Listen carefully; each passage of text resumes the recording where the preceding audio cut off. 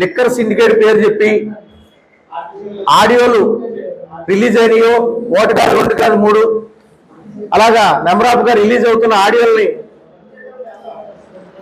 దాంట్లో ఉన్న తెలుగుదేశం పార్టీ యొక్క ఎమ్మెల్యేల మీద పోలీసు అధికారులకు పత్రిక విలేకరులు అందరూ ఇన్వాల్వ్మెంట్ చేస్తూ సిండికేట్ వారి దగ్గర నుంచి డబ్బు కలెక్ట్ చేస్తూ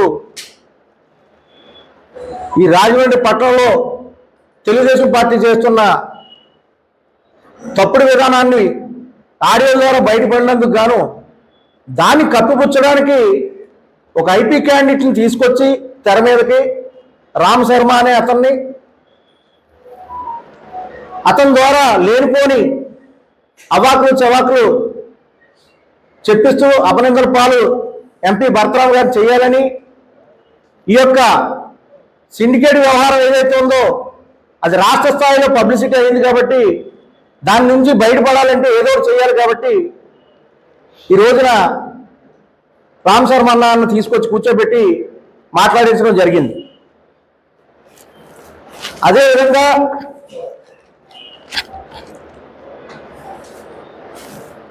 ప్రెస్ క్లబ్లో రహస్యంగా తీసుకొచ్చి మరీ కూర్చోబెట్టి ప్రెస్ మీట్లు పెట్టించడం జరిగింది. ఒక ఐపీ క్యాండిడేటే కాకుండా అతని మీద నాన్ బెయిలబుల్ వారెంట్ 2 కేసులు కూడా ఉన్నాయి మా దగ్గర. ఆ వారెంట్కి సంబంధించిన కాగితాలు కూడా మా దగ్గర ఉన్నాయి. అతని మీద అరెస్ట్ వారెంట్ కూడా ఉంది. అటువంటి వ్యక్తి ఇక్కడ కూర్చోబెట్టి మాట్లాడించడమే కాకుండా ఒక జిల్లా ఎస్పీ గారికి తీసుకెళ్లి మరి కంప్లైంట్ ఇప్పించారంటే పోలీసు వారు అరెస్ట్ చేయాల్సిన వ్యక్తిని విచ్చలవిడితనంగా రాజమండ్రిలో ఇంకా తిరుగుతున్నాడంటే పోలీసు వారు ఎందుకు చర్య తీసుకుంటలేదో ఇది అధికార పార్టీ యొక్క అండదండలతో అతను నడుస్తున్నాడు.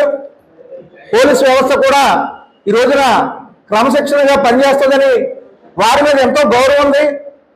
అటువంటి అధికారులు అటువంటి తప్పు చేసి ఎంతో మందికి డబ్బులు ఎగ్గొట్టి ఐపీ పెట్టిన క్యాండిడేట్ని అరెస్ట్ వారెంట్ ఉన్నటువంటి వ్యక్తిని నాన్ బెయిలబుల్ వారెంట్ వ్యక్తిని ఇంకా తిరగనిస్తున్నారంటే అది బాధాకరం.